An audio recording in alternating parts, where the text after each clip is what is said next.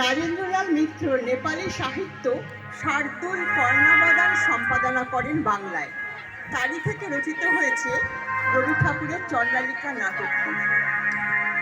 এর মূল বিষয় হল তৎকালীন ভারতের তীব্র বর্ণপ্রথা এবং সামাজিক অসমতার নিন্দা।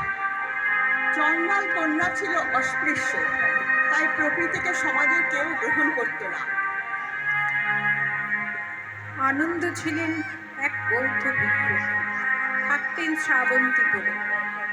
একদা পথশ্রমে শ্রান্ত ও তৃষ্ণার্ত হয়ে উপস্থিত হলেন এই চণ্ডাল কন্যার দ্বারে।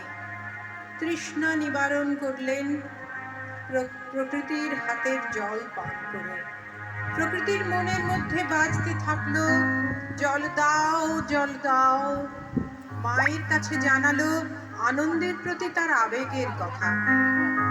আনন্দ ফিরে যান, তার আনন্দ নিন্দিত সুন্দর কান্তিতে